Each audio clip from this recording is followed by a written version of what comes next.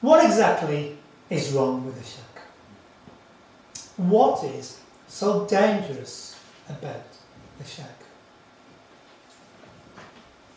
I'm not asking you to believe anything, but I tell you that you're going to find this day a lot easier if you simply accept what is, instead of trying to fit it into your preconceived notions. Page 119. It's what Papa says to Mac fairly early on in their encounters. I guess, friends, he sets the tone for the book. Mac, and presumably the reader, is asked to lay aside our preconceived notions. As the author likes to put it in many of his television documentaries, is to think outside the box. Presumably these preconceived notions, or the box, is everything we already know about God through the scriptures.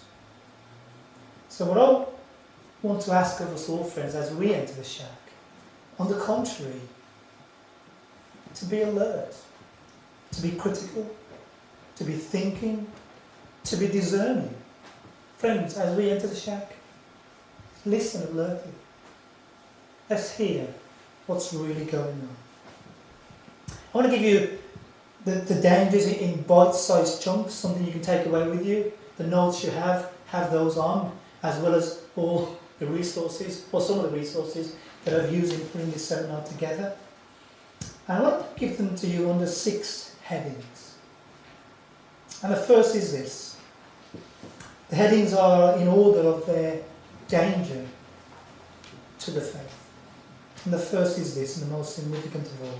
The shack denigrates the Bible.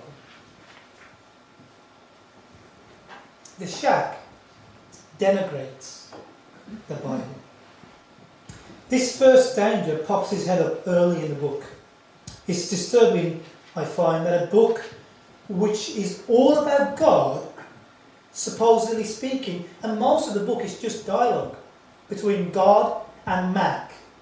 A book which is all tied up with God speaking, never quotes from the Bible. It's incredible. God never quotes a single word from his Bible. In fact, there's no biblical references in the book whatsoever. Only allusions. Here, listen how the shack begins to undermine the Bible.